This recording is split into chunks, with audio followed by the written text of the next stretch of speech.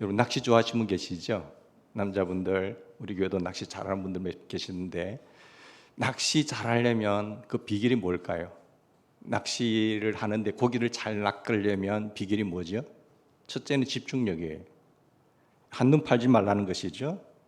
그리고 두 번째, 미끼를 잘 사용할 것, 그리고 인내할 것, 그리고 기회가 왔으면 기회 포착을 잘 하라.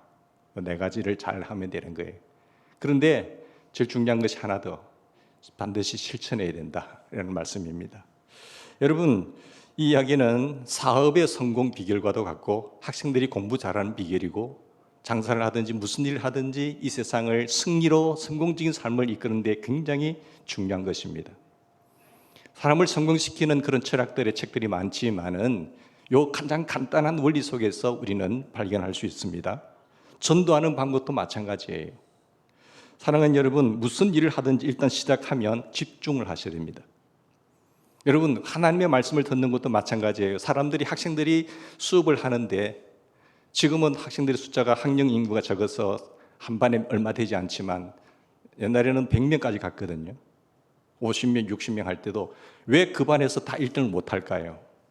선생님은 똑같은 말씀을 전하지만, 근데 그 말씀을 그 수업 시간에 선생님이 가르치는 것을 다 받아들이는 그 수용성이 다 다르다는 거예요. 그 선생님이 50분 수업에 있어서 자기가 듣는 시간은 5분이 되는 친구가 있고, 그리고 10분이 되는 친구가 있고, 50분 다 선생님의 말씀을 다 알아듣는 친구가 있어요. 그럼 누가 잘 공부를 할까요? 당연히 잘 알아듣는 친구, 수용성이 좋은 친구라고 말을 합니다. 그런데 사람들은 들은 것과 경험에 의해서 인식의 틀을 가지고 있습니다. 어떤 친구는 노란색 안경을 끼고 있어요.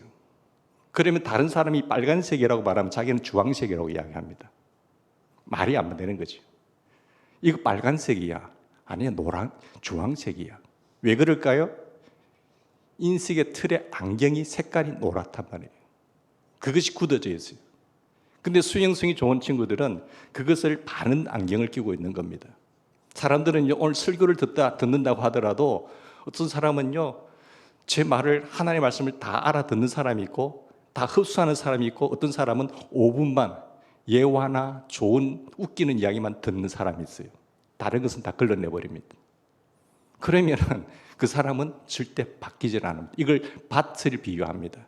씨가 떨어질 때에 농부들이 열매를 맺게 하기 위해서는, 좋은 결과를 얻기 위해서는 뭘 할까요?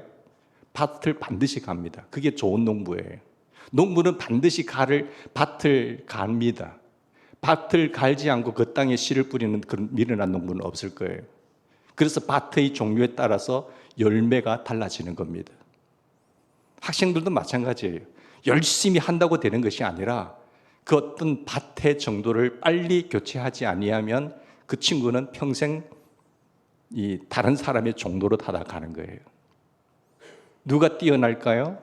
수용성이 좋은 사람이. 그게 인식의 틀이 바뀌게 되는 것입니다. 사람은 5가지가 새로워지고 그 밭이 좋아야 되는데 그 한 가지가 지적인 인식의 틀입니다. 여기 안 바뀐 사람들에게는 좋은 씨를 뿌리는 만큼 다르게 생각하기 때문에 더 빗나가게 되어 있어요. 그게 현실입니다. 여러분, 이데올로기나 이런 어떤 사상에 빠진 친구들이 왜 그럴까요? 똑같은 걸 듣지만 그 인식의 색안경을 끼고 봤기 때문에 그렇게 보는 겁니다. 절대 안 바뀝니다. 그 밭을 갈아엎지 않고는 그 씨를 받을 때마다 다르게 주장을 하기 때문이죠. 그래서 이 집중력이 굉장히 중요합니다. 두 번째는 뭘까요? 미끼예요. 여러분, 어떤 것을 목표물을 고기를 낚을 때에 미끼를 잘 알아야 되죠. 이게 무슨 고기를 내가 낚을 것인가? 광어를 낚을 것인가? 놀래미를 낚을 것인가? 어떤 미끼냐에 따라서 그 물고기가 좋아하는 미끼를 던져야 그것을 물거 아닙니까? 그것을 잘 알아듣는 것을, 상대방을 잘 아는 것이 중요하죠. 장사를 하든지 사업을 하든지 무슨 일을 하든지 마찬가지입니다. 미끼. 사랑하는 여러분, 아무 일도 이 미끼를 잘 모르면, 상대를 모르면 무슨 좋은 결과를 만들어낼 수 없어요. 특히 장사하는 사람들은 이 물건을 사러 오는 사람들의 취향이 어떤 사람인가, 그걸 모르고 내가 열심히 한다? 사람이 올까요? 한 번 오고 안 오는 것입니다. 국민들이 원하는 바를 정치인들은 잘 알아야 되겠죠. 여러분, 연애하는 사람들 보십시다. 자, 남녀가 연애를 하는데 상대방의 취향은 전혀 몰라요. 자기가 좋아하는 것만 계속 주장을 하면 그게 어떻게 될까요? 오래 갈까요? 오래 갈 수가 없죠. 많은 사람들이 자기 생각의 틀을 가지고 사는 색깔을 가지고 보게 되면은 그것은 오래 가지도 못하고 깨어지게 되고 그것은 파괴가 된다는 사실입니다. 상대를 잘 아는 것, 그래서 배려할 수 있는 마음을 가질 수 있는 것이죠. 여러분, 세 번째는 기다려야 된다고 했죠. 조급하게 군다고 해서 되는 일은 없습니다. 자, 이걸 준비했습니다. 그러면 기다려야죠. 근데 낚시를 못하는 사람들은요, 들었다 놨다 들었다 놨다, 에이 미끼만 받긴 또 들었다 놨다 이라는 거예요. 굉장히 조급하다는 겁니다. 때가 있는 거예요. 네 번째는 때예요. 기회 포착이죠. 여러분, 그 기회를 놓치지 말아야 됩니다. 낚시를 해본 사람들은 잘 알 것입니다. 단 1초만 늦어도 미끼는 도망 나가고 고기는 도망가 버리죠.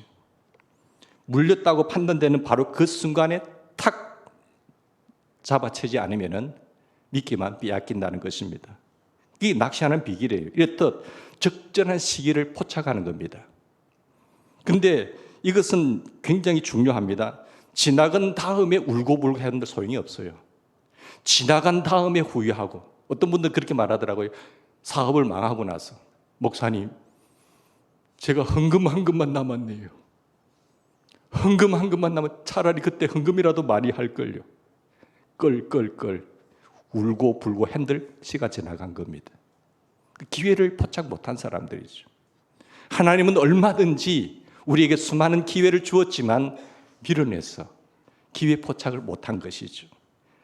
여러분, 힘을 써본들 무슨 소용이 있겠습니까? 만사에는, 전도서에 보면, 지혜의 신 전도서에 보면 만사에 뭐가 있다고 했죠?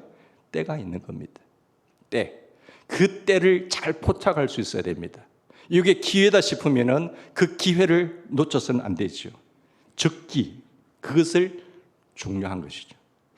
이 살아가는 사람들의 모습, 살아가는 모습을 보면은 세 가지로 우리가 그 자세를 분류할 수 있는데요. 첫째는 이 철저한 이기주의입니다. 사람을 인생을 살아가는 데 있어서 이기주의자들이 있죠. 나만을 위해서 사는 사람이 있습니다. 결혼도 나의 행복을 위해 살아야 돼요. 결혼을 하는 목적이 내 행복이에요. 서로 행복한 것이 아니라 내 행복. 그리고 다른 사람을 위하려는 생각이 전혀 없습니다. 이렇게 이기적인 사람은 고독할 수밖에 없어요. 나중에 주변에 사람이 없습니다. 마침내는 비참해집니다. 일생을 다 살고 보면 결국 가슴을 치고 후회하게 됩니다. 그때서야 깨닫습니다. 완전히 실패한 삶이었음을 양심으로부터 발견하게 되죠. 내가 왜 이렇게 살았는가? 아무도 나를 성원하지 않으면서 하나님마저 내 편이 아니라는 것을 그때서야 깨닫습니다. 이와 같이 이기주의자는 끝내 절망하게 되고 그리고 고독하게 됩니다. 또 한 종류의 삶의 자세를 보면은 나에게 손해가 생기지 않는 한 남을 도우려고 하는 사람이에요. 자기는 절대 손해 안 봐요. 내가 손해가 없으면 남에게 신경을 쓰고 도와주는 사람. 여유가 있으면 좀 도와주고 남들을 좀 다 돕는 일이라고 한다면 나도 한 푼 건네줍니다. 여유가 있으면 하고 여유가 없으면 그것마저도 그만둡니다. 이렇듯 나 먼저 챙기고 그 다음에 다른 사람을 챙기는 사람. 이 보통 사람이에요. 대부분의 사람들이 보통 이 정도는 하는 것 아니겠습니까? 이 정도도 안 하는 굉장히 이기적인 사람도 있지만 이 정도는 대부분 다 하는 것입니다. 역시 이런 사람도 뒤에 가서는 후회하게 되는 것입니다. 실제는 내가 손해를 보면서까지 남을 도우려고 하는 자세, 그게 인생의 삶의 진정한 의미를 깨닫고 찾고 달려가는 인생. 자, 이런 사람을 우리는 원하는 거죠. 이런 사람이 많을 때에 그 공동체는 살아나는 것이고 힘을 얻는 것입니다. 내 쓸 것 남에게 주는 겁니다. 내가 쓰고 남은 것 주는 거 아닙니다. 내게 필요하지만 내가 마땅히 써야 하지만 나눠 쓰는 것입니다. 남아서 주는 것이 아니라 내가 쓸 것을 주는 것이죠. 이게 사랑인 것입니다. 참된 생의 의미를 여기에서 발견하는 사람이라고 볼 수가 있는 것입니다. 자, 오늘 본문에도 보시면 교회사뿐만 아니라 세계사 역사에 있어서 가장 놀라운 일들이 오늘 사도행전 16장에 나타난 사건입니다. 사도 바울이 제2차 전도 여행 중에 드로아에서 큰 환상을 보죠. 환상을 보고 동쪽 소아시아로 가는 자기 계획을 없습니다. 그리고 서쪽 유럽으로 방향을 틀게 됩니다. 이 역사로 인해서 유럽이 번창하게 되죠. 문명의 나라가 되죠. 그런데 이 소아시아보다 앞설 수 있는 이 시기가 바로 이 하나님의 방향 틈으로 인해서 지금 유럽이 훨씬 발전하고 발달하게 된 계기가 여기 있는 것입니다. 그리고 빌립보에 유럽의 최초의 교회를 세우지 않습니까? 역사의 연구가 아놀드 토인비는 그때 드로아에서 바울을 태우고 마게도냐로 향하고 있었던 그 배가 바로 유럽의 역사를 바꾸는 배였으며 유럽의 문명사의 미래를 안고 가던 배였다고 증언했습니다. 유럽의 복음이 전해지지 않았다고 한다면, 그리고 유럽의 교회가 세워지지 않았다고 한다면 오늘의 유럽과 서구 문명은 존재하지 않았을 것입니다. 역사적으로 이렇게 중요한 사건이지만 바울에게 있어서는 어땠습니까? 여러분, 매우 혼란스러운 시기였습니다. 자신이 생각과 너무 달랐기 때문이죠. 자기는 잘한다고 생각했습니다. 자, 마게도냐 지역에 1차적으로 갈라디아 지역에 복음을 전했습니다. 복음을 전하면서 많은 어려움도 겪었고 매맞음도 있었고 배고픔도 있었고 힘든 일도 많았습니다. 그런데 하나님께서 그때는 복음을 전한다고 하면 그래도 길을 열어주셨거든요. 그런데 오늘은 내가 1차 전도 여행 때 세운 교회를 더욱더 다지고 또 2차 전도 여행을 통해서 더 하나님의 나라를 확장시켜 나가기 위해서 다짐을 하고 계획을 세우고 오는데 길이 막히는 겁니다. 이 지역을 택하면 막히고 또 저기서 복음을 내가 전해지겠지 하면은 또 그 길도 막히고 하는 그 현실들의 아픔 속에 있게 되는 것이죠. 여러분, 사람이 세운 좋은 계획이라고 하더라도 다 하나님의 계획은 아니라는 사실을 명심해야 됩니다. 내가 멋있는 계획을 세웠습니다. 지나간 역사와 그리고 경험을 바탕으로 멋있는 계획이야. 내가 생각해도 정말 멋있어. 그렇게 생각했는데 그것이 하나님의 계획이 아닐 수 있다는 것입니다. 우리는 좋은 계획이면 다 하나님이 기뻐하실 것이라고 생각하잖아요. 하나님이 기뻐하신 뜻일 것이라고 생각하고 세운 계획이라면 하나님이 역사하실 것이라고 생각하지만 절대 그렇지 않습니다. 하나님의 생각은 우리의 생각과 너무 다르기 때문이죠. 이는 내 생각이 너희의 생각과 다르며 내 길은 너희의 길과 다름이니라. 여호와의 말씀이니라. 이는 하늘이 땅보다 높음 같이 내 길은 너희 길보다 높으며 내 생각은 너희의 생각보다 높으니라 말하고 있습니다. 그런데 상황이 점점 더 이상하게 진행돼요. 자, 1차 전도여행 때 고생도 많이 했지만 2차 전도여행 때는 길이 막히잖아요. 전도의 길은 펼쳐졌는데 왜 2차 전도여행 때는 가는 곳마다 막힙니까? 바울과 실라 그리고 함께한 디모데가 점점 이상하다고 생각했습니다. 지금까지 전도하면 굶기도 하고 추위에 떨기도 하고 그리고 돌에 맞기도 하였지만 기도하면 막힌 길도 열렸습니다. 그리고 복음의 문을 그리고 씨를 뿌릴 수가 있었습니다. 그래, 수고 많다, 수고한다, 열심히 전도하거라 하시는 것 같아서 더 용기를 내주고 힘을 내고 그렇게 사역들을 했습니다. 그런데 어찌된 일인지 이번 전도 여행에는 시원하게 길이 열리지 않습니다. 자, 바울과 일행들이 하나님 일을 한다고 했잖아요. 다른 일을 한다고 하지 않았습니다. 내가 손해를 보면서까지 내 인생을 들이면서까지 복음을 증거한다고 하는데 왜 하나님 이 길을 막으시냐 말이에요. 참 이상하지요? 왜 하나님, 우리가 다른 일을 하는 것도 아니고 하나님의 복음 증거하려고 하는데 왜 길을 막으시나요? 근데 성령이 막으신다는 밖에는 설명할 방법이 없어요. 그래서 갈 수 없는 비두니아 길을 포기하고 정말로 갈 수 있는 길로 가다 보니까 드로아성에 이제 도달하게 됩니다. 사도 바울 일행은 드로아에서 너무 답답했습니다. 우리의 길이 왜 막혔을까? 왜 하나님께서 우리 길을 막으실까? 하나님의 뜻은 무엇일까? 고민하면서 그때부터 기도하기 시작합니다. 참 이상하죠. 이때 우리가 주목해야 할 것이 사도 바울의 기도라는 사실을 놓치지 않았으면 좋겠습니다.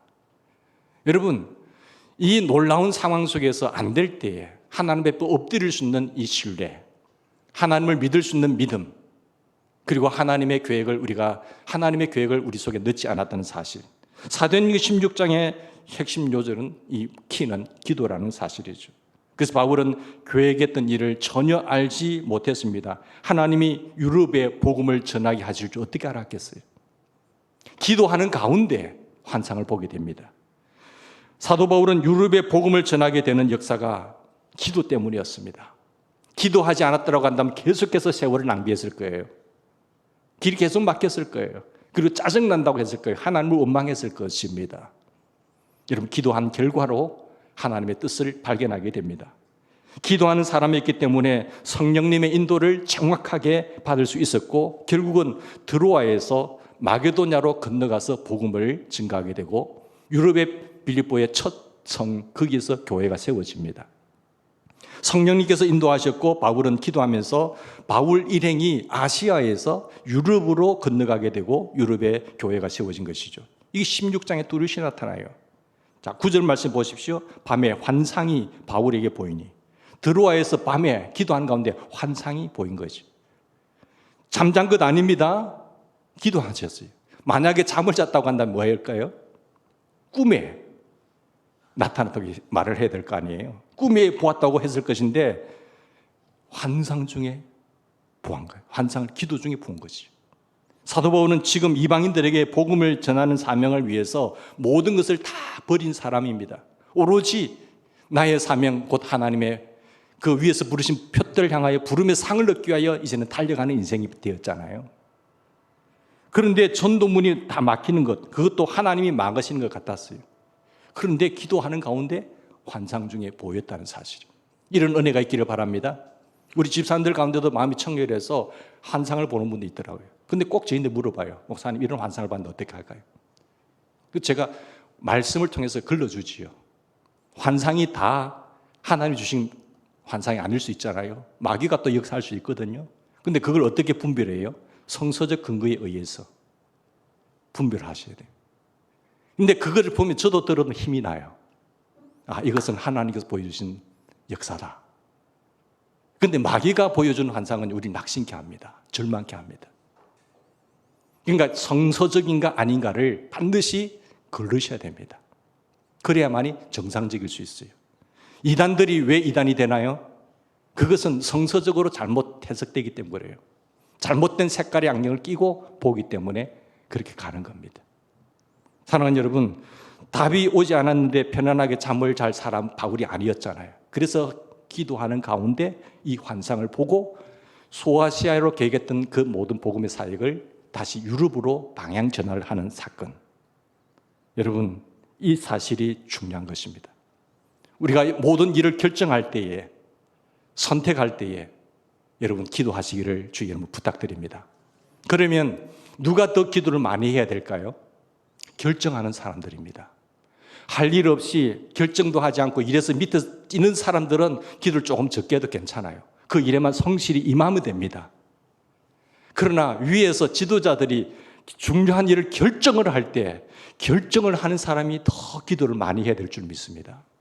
그런데 교회마다 부흥하는 교회는 지도자들이 많이 기도를 해요. 그러나 그렇지 않는 교회들은 가다가도 일하면서 자꾸 시행착오를 일으킵니다. 왜요? 기도 안 하기 때문에 그래요. 자기 생각과 자기 경험으로 판단하고 결정해버려요. 하나님의 일을. 근데 그 자기 생각, 나는 죽었다고 생각이 없어져야 되는데 하나님께 여쭤보지도 않고 하나님의 생각인 양 결정해버리면 많은 사람들이 어려움을 겪게 됩니다. 여러분, 바울의 위대한 점이 뭘까요? 기도하는 겁니다. 그런 어떤 선택과 결정의 판단의 사건 속에 있을 때에 정말로 하나님께 간절히 기도하면서 여쭤보면서 하는 판단과 결정은요, 여러분 낭비가 없어요. 그리고 그 공동체는 살아납니다. 그 가정은 일어납니다. 그 사업은 번창하게 될 줄로 믿습니다. 그런데 하나님과 전혀 상관없는 일, 자기의 명예와 자기의 욕심과 자기 이름을 위해서 달려가는 인생, 달려간 것만큼 손해봅니다. 잘못된 것만큼 낭비예요. 시간 손해예요. 정력 낭비예요. 허송세월입니다. 여러분 조금 더디게 가더라도 주님과 함께하는 인생 속에 승리하기를 주의 이름으로 부탁합니다. 이건 매우 매우 중요합니다. 하나님과 함께하는 인생이냐, 하나님과 함께하지 않는 인생이냐, 그 판단은 바로 거기에서 결정나는 것이죠. 여러분, 이 영적인 예민함이 있었기 때문에 마게도냐로 건너와서 우리를 도와주세요로 가는 이 환상을 보고 방향을 틀 수 있는 길. 만약에 기도하지 않고 이 환상을 보았다면 어떻게 했을까요? 아이고, 잘못 보았겠지, 이렇게 했겠죠. 기도하는 가운데 하나님은 보여주셨어요. 환상을 보고 사도 바울은 정신이 번쩍 들었습니다. 그때까지 답답하고 복잡했던 생각들, 가슴이 시원해졌습니다. 하나님 죄송합니다. 내 계획을 기도 없이 정하고 달려왔습니다. 용서해 주십시오. 하나님 감사합니다. 마음이 뻥 뚫린 것 같아요. 하나님의 뜻이 유럽으로 건너가라는 것이구나 깨달았죠. 그래서 계획이 없었지만 유럽으로 건너간 것입니다. 성도 여러분, 우리가 하나님께 기도하면 모든 일이 분명해지는 줄 믿습니다. 여러분, 기도의 역사지요. 기도하면 일이 분명해집니다. 일이 간단해져요. 그런데 뭐 그렇게 복잡하게 하는지 모르겠어요. 리더자들이 여러분 기도하는 거 안 하는 거 잘 살펴보시기 바랍니다. 그게 우리 교회가 살 길이에요. 여러분 인생이 살 길이에요. 여러분의 가족 공동체가 살 길이에요. 우리 하나님은 전능하신 분이에요. 하나님은 우리와 늘 함께 하시는 분이에요. 하나님은 내 안에 임재하시기를 원하세요. 그런데 내가 하나님께는 눈빛도 안 줘요. 그러면 어떻게 될까요? 네 알아서 해봐. 네 마음대로 해봐. 근데 나중에 잘못되고 가면 그때 하나님 도와주세요. 잘못했어요. 이렇게 한다니까요. 그럴 필요가 없잖아요. 우리 좋으신 삶의 지도자이신 우리 주님이 함께 하겠다고 했는데 근데 안 한단 말이죠. 이런 아픔이 우리 더 이상 되지 않기를 바랍니다. 하나님 인도하시는 길에 여러 가지 때로는 환난이 있을 수 있지만 함께 하십니다. 자, 그 가운데 가서 복음을 전하다 보니까 무당 귀신이 있잖아요. 그 장사가 안 되니까 이들이 친구에 가서 감옥에 들어가겠어요. 빌립보가에 감옥에 들어갔잖아요. 그런데 거기에도 하나님이 함께 계셨고 합력하여 선을 이루시는 하나님이세요. 거기서 간절히 그들은 이제는 뭐 합니까? 기도합니다. 하나님의 방향 속에서 왔기 때문에 이 어려움 속에 낙심하지 않고 좌절하지 않고 빌립보 성에서 감옥에 갇혔을 때도 기도하고 마음의 평강을 찾으며 도리어 뭐를 합니까? 찬양을 하지 않습니까? 그러는 가운데 옥문이 열리는 거예요. 간수들이 놀란 겁니다. 자기를 하려고 하자 여러분 죽지 마세요. 그 소리를 귀를 기울이면서 예수를 믿으세요. 주 예수를 믿으시기 바랍니다. 그리하면 당신과 가정이 구원을 받습니다. 하면서 거기에도 복음을 증거되어서 간수들이 예수 믿는 역사가 일어나지 않습니까? 성도 여러분, 하나님께서 사도 바울에게 이렇게 친절하시고 구체적으로 역사하시고 이렇게 가까이 하시고 이렇게 능력으로 함께 하셨던 이유가 무엇이죠? 요셉도 마찬가지잖아요. 종살이 인생 속에서 요셉이 누명을 쓰고 감옥에 갔습니다. 근데 그 감옥에 하나님이 함께 하셨어요. 하나님이 함께 하시느냐 안 하느냐, 그걸 의식하느냐 못하느냐가 중요한 것이지 그 하나님께서 함께 하심을 주변 사람들이 보았다고 했습니다. 주변 사람들은 보는데 왜 나는 의식이 안 되나요? 여러분, 우리 좋으신 하나님과 늘 함께 하시기를 축원합니다. 그렇게 할 때에 모든 것이 전화위복됩니다. 이렇게 될 수 있는 비결은 바울의 뜨거운 기도가 있다는 사실을 놓치지 않았으면 좋겠어요. 용광로와 같은 기도의 사람이기 때문이죠. 감옥도 녹여버릴 수 있는 마음. 내 같으면은 하나님 나를 왜 이렇게 하세요? 정말로 나를 이렇게 감옥에까지 집어넣습니까? 이제 나 예수 안 믿을 거예요. 나 교회 끝이에요 이제. 그렇게 할 만도 한데 그 은혜를 알기 때문에 그 감옥을 기도로 녹여냅니다. 그래서 거기에서 찬양이 터지잖아요. 우리도 마찬가지입니다. 용광로와 같은 기도가 필요한 것이죠. 우리가 메사의 사도 바울처럼 기도하면서 하나님의 인도를 구하면 하나님은 사도 바울뿐만 아니라 지금 오늘 우리와도 역사하실 줄 믿습니다. 모두에게 구체적으로 정확하게 인도하십니다. 다윗이 뭐라고 하지요? 나 부족함이 없어요 하나님. 하나님이 나의 목자이신데.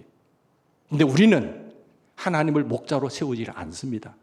내가 목자니까 주님 따라오세요 라고 말하는 거거든요. 절대 여쭤보지도 않아요. 자기 생각을 가지고 자기의 틀을 가지고 그 색안경을 끼고 주님 따라오세요. 그렇게 하는 것이죠. 여러분, 기도에 용광로가 준비되어야 됩니다. 기도를 하면 할수록 더 뜨거워지죠. 기도는 하지 않으면 않을수록 식어버립니다. 잘 붙는 장작을요, 냉랭한 용광로에 한번 넣어보세요. 금방 꺼져버립니다. 그러나 뜨거우면 뜨거울수록 그 불기는 더 활활 타오르게 되고 어떠한 것을 집어넣는다 다 녹여내버립니다. 그게 기도의 능력이에요. 그게 하나님의 능력이죠. 기도가 불이 붙은 사람은 기도가 끊임없이 일어납니다. 기도의 영역이 점점 넓어집니다. 기도할 거리가 점점 많아집니다. 기도하지 않으면 않을수록 기도할 거리가 없어요. 기도할 거 뭐가 있어? 그렇게 하면서 기도를 안 합니다. 그건 기도를 모르는 사람입니다. 뜨겁게 타오르는 아궁이가 되기를 부탁드리고 싶습니다. 냉랭한 아궁이가 되지 않기를 바랍니다. 하나님의 말씀이 세상을 변화시키고 인생을 변화시키는 능력이 말씀에 있습니다. 그러나 그 말씀이 어떤 기도의 아궁이 속에 들어가느냐에 따라서 말씀의 역사는 달라져요.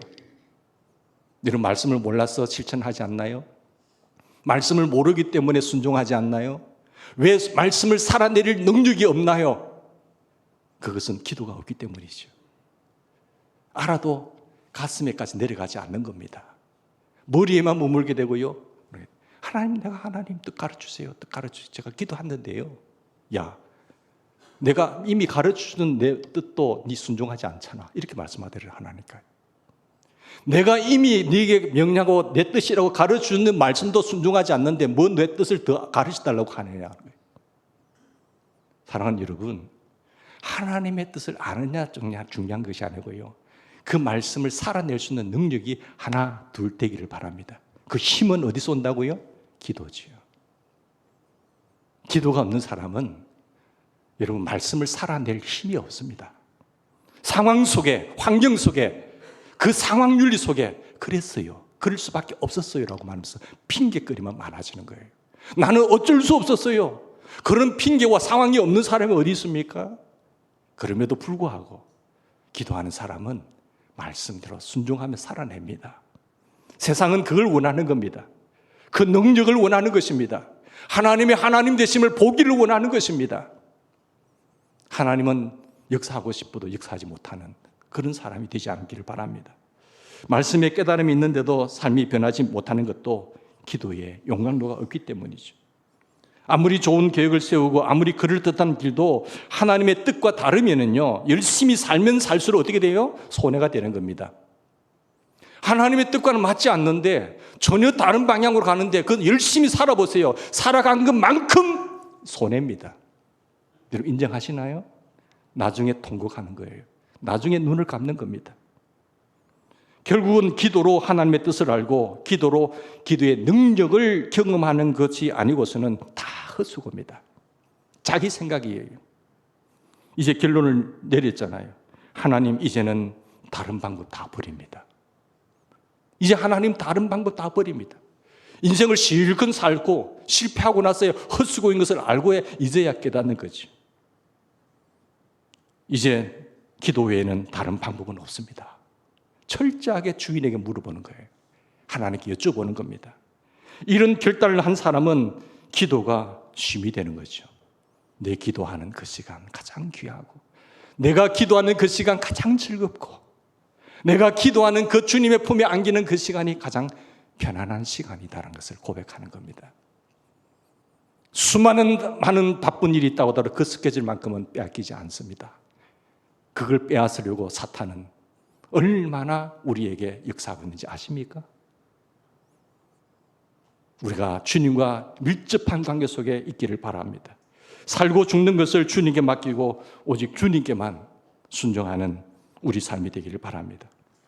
빌립보 감옥에 갇힌 바울과 실라의 문제가 여러분 지식의 문제였습니까? 그들이 무엇을 몰라서 위기였습니까? 아닙니다.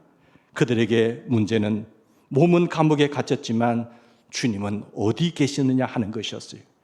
기도 중에 주님이 나와 함께 하신다는 것을 믿어지니까 찬송이 되잖아요.